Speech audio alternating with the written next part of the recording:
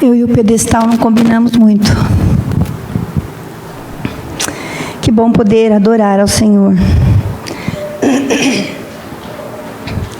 Cantamos à vontade porque tínhamos irmãos nos servindo e nos abençoando. Obrigada, irmãos. Como é que está o teu coração nesse início de ano?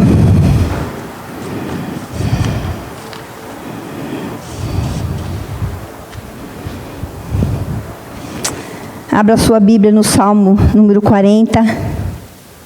Enquanto você abre, eu quero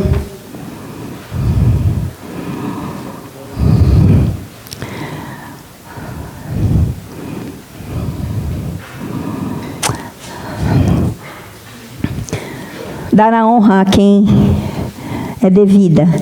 Eu estava, desde que soube que iria pregar, já há alguns dias, tenho orado e pedido para o Senhor o que Ele quer falar conosco nesse início, nesse primeiro mês do ano. Normalmente Deus me dá alguma palavra que tem a ver com o que eu estou lendo, com o devocional, ou o que estou ouvindo, o que está acontecendo. E nada. Fomos muito bem alimentados lá no Bocuxicai, como já disse para os irmãos, mas nenhuma palavra saltou-me para trazer hoje. Então fui atrás do meu caderninho que eu anoto sermões. E encontrei um sermão de 2008, pregado pelo pastor Vandeir. E que tem a ver com um tema que eu gosto muito, já falei várias vezes sobre o tema de esperança. E chamou muito atenção e eu achei bem propício para iniciarmos o ano. Então, fiz algumas pequenas mudanças. É praticamente o assunto que ele trouxe. Mudei o tema, mas está dentro daquilo que ele trouxe para a igreja naquela época e eu acredito que Deus tem isso para nós hoje. Salmo 40. A primeira parte do Salmos, os versículos de 1 a 10, é bem otimista. O salmista está bem cheio de esperança. Mas eu quero ler com você quando aconteceu alguma coisa, não sei o que houve, e que ele se vê desanimado, e que ele se vê sem esperança. Pode ser que isso aconteça com a gente. Homem de Deus, homem segundo o coração de Deus, e se vê desanimado, sem esperança. Significa que gente de Deus também fica sem esperança. Que gente de Deus também perde o ânimo às vezes, com situações, com problemas, pecados. Então vamos ler juntos. Se você olha aí na sua Bíblia, eu estou com a NVI, eu vou ler os versículos de 11 a 17. Não me negues a tua misericórdia, Senhor, que o teu amor e a tua verdade sempre me protejam. Pois incontáveis problemas me cercam, as minhas culpas me alcançam e já nem consigo ver. São mais numerosos do que os cabelos da minha cabeça e o meu coração perdeu o ânimo. Agrada-te, Senhor, em libertar-me. Apressa-te, Senhor, a ajudar-me. Sejam humilhados e frustrados todos os que procuram tirar minha vida. Retrocedam desprezados os que desejam a minha ruína. Fiquem chocados com a sua própria desgraça os que zombam de mim. Mas regozijem-se e alegrem-se em ti todos os que te buscam. Digam sempre àqueles que te amam, que amam a tua salvação, grande é o Senhor. Quanto a mim, sou pobre e necessitado, mas o Senhor preocupa-se comigo, ou cuida de mim. Tu és o meu socorro e o meu libertador. Meu Deus, não te demores.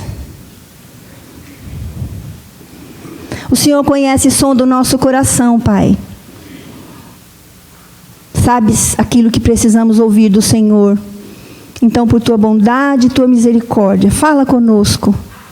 E nós dizemos como a canção, todo o nosso ser te ouvirá. Em nome de Jesus. Amém. Vemos aí uma situação comum, então. Perda de ânimo. Incontáveis problemas, o versículo 12. Incontáveis problemas me cercam. Meus problemas pessoais, problemas com a família, problemas com a igreja, problemas com a sociedade. A gente tem aí, sofrido com os nossos irmãos e tantas famílias nesse surto de febre amarela. Temos tido notícias nesses últimos dias. Vários pastores amigos têm colocado, não sei se você ouviu, que a igreja na Bolívia está sofrendo perseguição. Existe aí uma iminente aprovação, não sei nem se já foi aprovado, uma lei contra a igreja do Senhor ali na Bolívia. E irmãos têm pedido orações pela igreja, da igreja brasileira.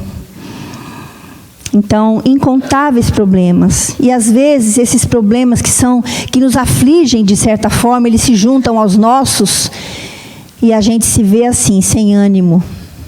Sem ânimo. Falhas, pecados pessoais.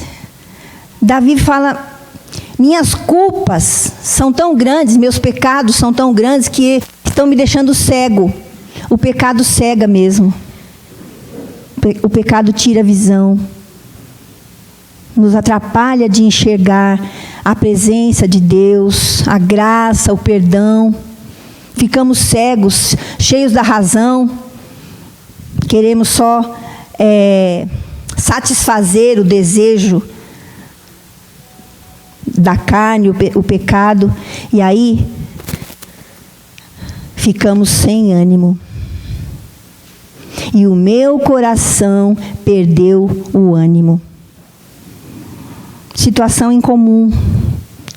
Talvez você esteja nessa situação, ou conheça alguém, ou sabe de alguém da família, alguém que você está precisando ajudar. Como ajudar? Como voltar? A proposta é voltando à esperança. Um homem que começa o salmo dizendo, cantando com alegria: esperei com paciência e o Senhor me ouviu e colocou um cântico nos meus lábios, e eu comecei a proclamar a sua salvação. E de repente, nossa, meus problemas, meus pecados, perdi o ânimo. Como reverter este quadro? Como voltar à esperança? Eu quero, junto com os irmãos, tirando desse salmo, reconhecer 3 realidades. Primeiro, a primeira coisa, para reverter esse quadro, precisamos reconhecer 3 realidades que o salmista reconheceu. Então, vejamos a primeira realidade que ele reconhece, está bem aí no versículo 12. Meus problemas são grandes demais para serem enfrentados sozinho. Essa é a primeira grande realidade. Eu e você precisamos de humildade para isso. Humilhe-se diante de Deus e diga como ele: estou desanimado. Ai, mas crente não pode falar isso. Pode sim, porque quando você reconhece, olha bem para a cara do desânimo e diz para o Senhor, diz para um irmão: estou desanimado, ora comigo, me ajuda. Eu nem sei porquê, ou eu sei porquê, aconteceu isso, isso e isso. É uma questão de humilhar-se, reconhecer: estou desanimado. Admita diante de Deus, como o salmista fez, e busque conselho, como é a orientação da palavra de Deus. Provérbios capítulo 5, versículo 22, onde há muito conselho, há sabedoria. Colossenses também, Paulo orienta aos irmãos ali, Colossenses capítulo 3, versículo 16, que habite ricamente a palavra de Deus em vós, e que vocês se instruam e se aconselhem uns aos outros. Ninguém pode viver sozinho, nem deve andar sozinho. Então, reconheça que os problemas são grandes demais para você. Não queira resolver sozinho do seu jeito. A gente tem visto pessoas andando sozinhos, resolvendo sozinho, ainda fala, Deus me falou, Deus me orientou, e passa um tempo, está perdido, está desnorteado. Porque talvez não foi humilde o suficiente para admitir diante de Deus: estou atrapalhado, estou desnorteado, estou desanimado. E diante dos irmãos: meu irmão, não precisa chegar aqui na frente e dar um testemunho para todos, mas o irmão do seu convívio, o irmão da sua confiança: meu irmão, vem orar comigo, eu preciso de ajuda. Então, primeira realidade, reconheça como Davi fez: meus problemas são grandes demais para mim. Segunda realidade, meus pecados estão me cegando. Minhas falhas, meus pecados. O que é que a gente faz com o pecado? De acordo com 1 João 1,9. Confessa, eu admito. Ele está dizendo: Senhor, meus pecados são tão grandes que são mais numerosos do que os cabelos da minha cabeça, e eles estão me deixando cego. Eu já não estou mais percebendo o que é certo, o que é errado. O pecado faz isso com a gente. Eu já falei para os irmãos, não faz muito tempo, soubemos de um pastor que estava adulterando, que ele disse: não, mas eu tenho direito de ser feliz. O pecado cega. Se colocamos na cabeça a cobiça, que eu tenho que adquirir isso, tudo justifica. Não, mas eu preciso. O pecado cega. Então, primeira coisa, admita, diga como ele: Senhor, meus pecados são tantos que não estou enxergando direito, não estou vendo jamais o que é certo, o que é errado. Admita isso.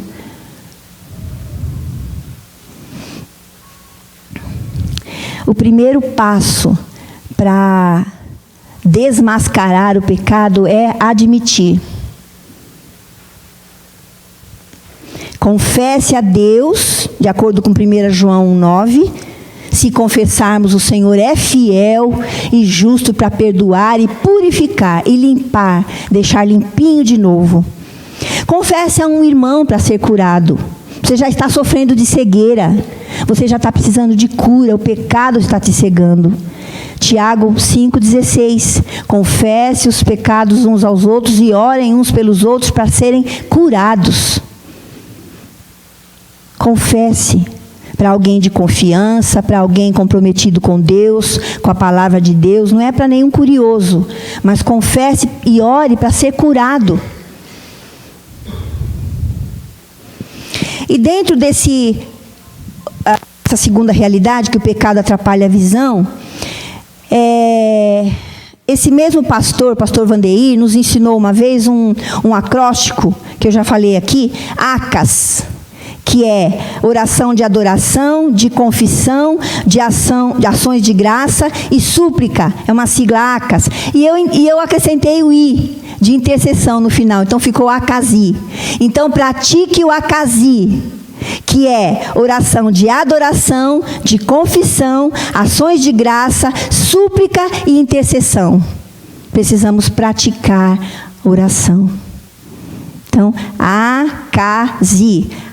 Adoração, confissão, ações de graça, súplica e intercessão. Pratique isso para mandar embora o pecado. E a terceira realidade que Davi percebeu e reconheceu: há inimigos a vencer. Versículos 14 e 15. Sejam humilhados e frustrados todos os que procuram tirar a vida. Fiquem chocados com sua própria desgraça. Submeta-se a Deus. Lá em Tiago, quando fala que Satanás quer nos derrotar, a primeira coisa que ele orienta é: sujeitai-vos, pois, a Deus. E não resista primeiro e depois se sujeite, ou então nem se sujeite. Tem muita gente tentando resistir Satanás ou vencer sem se submeter a Deus. O primeiro e grande segredo: reconheça que há inimigos e se submeta, sujeite-se a Deus. E aí você consegue olhar com o olhar do ponto de vista de Deus. Sejam envergonhados os meus inimigos, eles não me derrotarão. Vocês percebem que à medida que ele vai reconhecendo a realidade, o ânimo começa já a chegar? Sejam envergonhados esses inimigos. Começa a olhar do ponto de vista de Deus. Há inimigos, mas eles não vão me vencer. Vamos prestar atenção para a realidade de dois tipos de inimigos. Inimigos internos.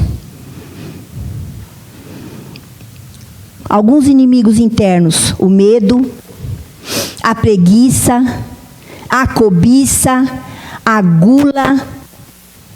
Esses inimigos, quando começam a vencer na nossa vida, eles sugam a nossa esperança, sugam o nosso ânimo. Como fazer com esses inimigos internos? Primeiro segredo, submeta-se a Deus, enfrente-os, nomeie-os, dá nome ao medo. Estou com medo, estou com preguiça. A cobiça está tomando conta da minha vida, a gula. Nomeie, dá nome, enfrenta, olha bem para a cara dele e perceba que ele não é maior que você. Enfrenta, nomeia, peça ajuda. Não ande sozinho. Andar sozinho é uma armadilha do diabo. Não ande sozinho.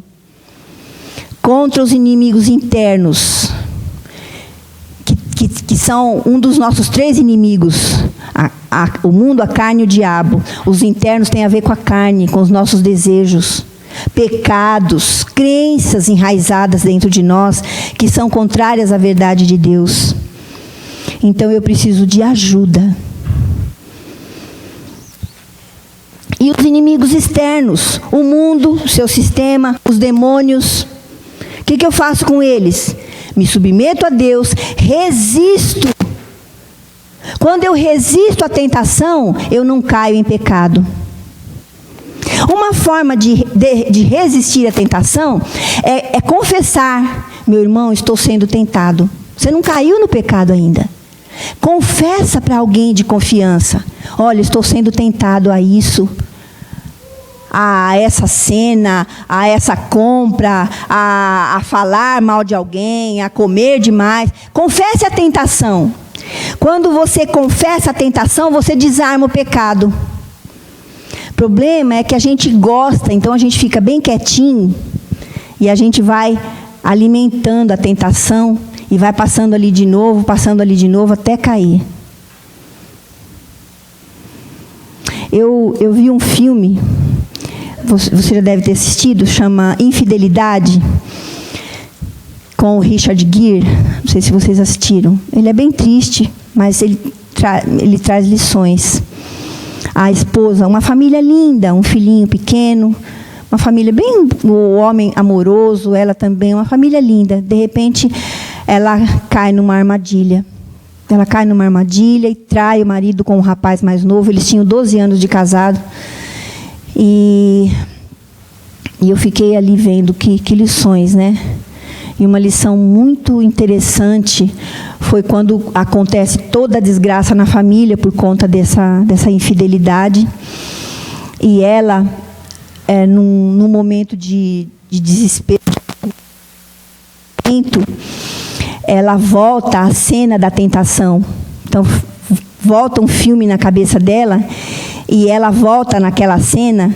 O que teria acontecido? Então, na cabeça dela aparece uma cena se ela não tivesse cedido. Ela cai, foi um acaso, ela cai bem em frente à casa desse rapaz e ele convida ela para entrar, para ajudá-la. Ela machuca o joelho e na cena, depois que acontece toda a desgraceira, ela imagina ela caindo, o rapaz pedindo ajuda, ela agradecendo, dando um sinal para um táxi e indo embora. Se ela tivesse feito isso, nada daquela desgraceira teria acontecido. Então eu fiquei pensando nisso. Quando nós confessamos, quando nós resistimos à tentação, não caímos no pecado. E ela percebeu exatamente onde foi que começou. Estava tudo bem na família dela. Mas foi uma coisa do acaso. E às vezes nós damos desculpa. Está vendo, Deus? Eu nem procurei. Então era para acontecer mesmo. Não era não. precisaria ter vigiado, precisaria não ter dado ouvidos à minha carne, à tentação, ao inimigo. Não era para acontecer, não, Senhor. Então, perceba que coisas, que situações Satanás está te tentando. Você não caiu ainda, então confesse para alguém. Confesse para o seu cônjuge, ore com alguém, um amigo, um irmão. Porque isso te rouba, tira a esperança, rouba o ânimo. Inimigos internos, inimigos externos. E aí, depois de reconhecer 3 realidades, precisamos nos apropriar de 3 verdades que estão aqui no texto também. 3 verdades. Versículos 13 e 17. O Senhor é o libertador. Agrada-te, Senhor, em libertar-me.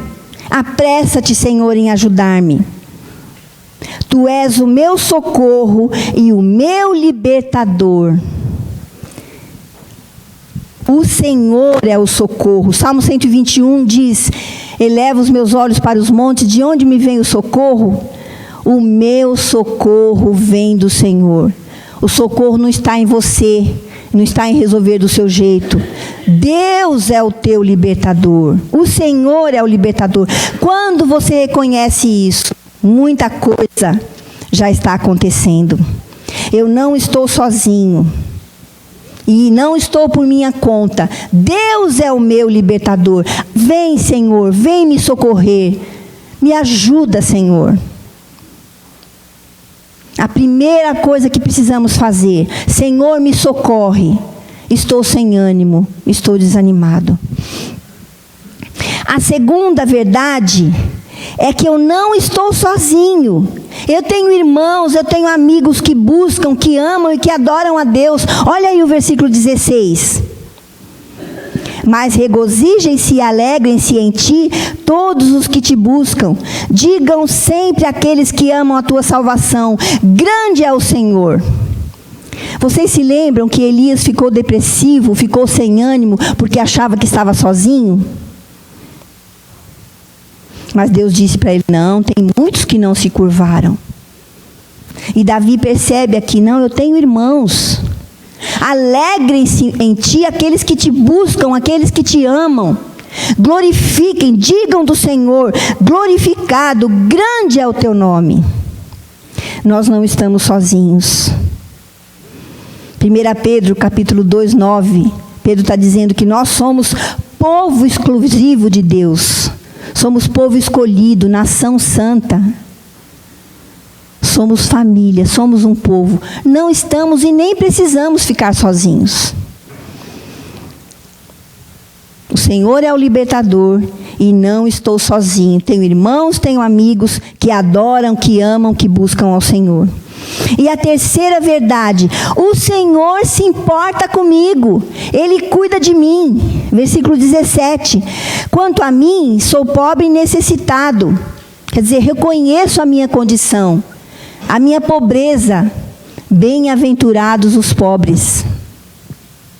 Reconheça: eu preciso, dependo, preciso do Senhor, mas o Senhor cuida de mim.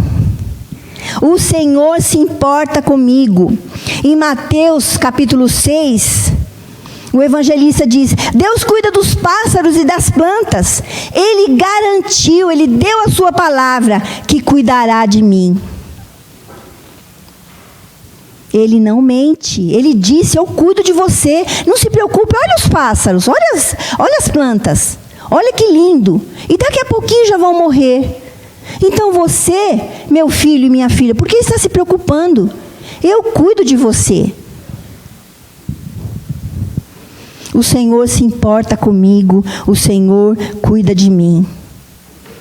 Então, 3 realidades para voltar à esperança. Meus problemas são grandes demais e eu não preciso enfrentar sozinho. Meus pecados atrapalham a visão, preciso confessar.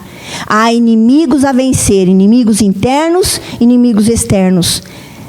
E preciso me apropriar, adquirir convicção de 3 verdades. Deus é o meu libertador. Não estou sozinho. Tenho irmãos, tenho família, tenho amigos. E Deus se importa comigo. Ele cuida de mim. Você não é o provedor. Deus é o provedor. Deus cuida e quer cuidar de você. Você tem se permitido cuidar? Correndo para Deus quando você precisa, pedindo socorro. Tem se permitido cuidar, pedindo conselho, abrindo o coração, se humilhando diante de um irmão, diante do Senhor. Deus cuida, mas você precisa deixar que Ele cuide.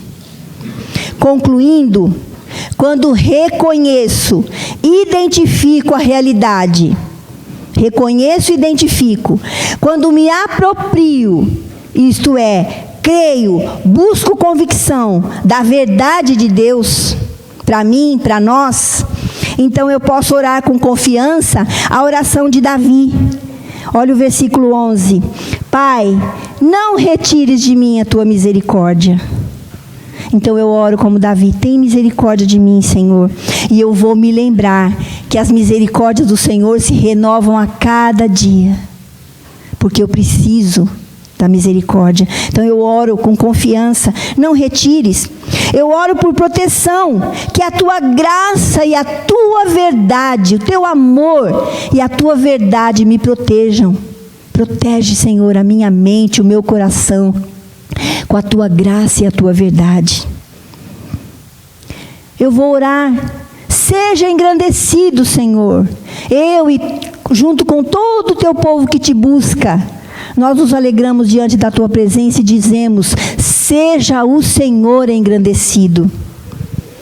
E vamos orar. Eu espero em ti, Senhor. Eu espero por tua provisão.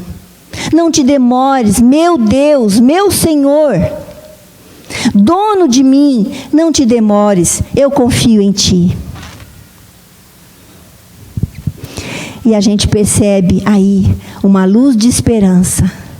A esperança voltando. Aquele homem que tem aquela experiência, esperei com paciência no Senhor e ele se inclinou, de repente vem uma esperança retornando. Vamos a exemplo desse salmista, do Davi. Reconhecer a realidade, admitir, nos humilhar, apropriar-nos da verdade e orarmos como ele. Amém. Amém. Vamos orar. Obrigada, Pai, por tua palavra. Obrigada por falar conosco. Senhor, nós queremos que o Senhor nos liberte de toda a falta de ânimo, de todo desânimo. E nos ajuda a sermos humildes para pedir ajuda quanto aos problemas, confessar os nossos pecados, perceber a realidade dos nossos inimigos ao redor. Às vezes ficamos perdendo tempo, querendo brigar com pessoas, e a nossa luta não é contra as pessoas. Às vezes o nosso inimigo está dentro de nós. Estamos cegos e sem perceber laços que Satanás arma para nós. Nos ajuda a estarmos atentos, Pai, à tua palavra. Nos ajuda a nos apropriar da tua verdade, da verdade da tua palavra. E nós oramos, Pai, declaramos como Davi, que precisamos da tua misericórdia, que precisamos da tua proteção. Nós engrandecemos o teu nome reconhecendo que só o Senhor é Deus.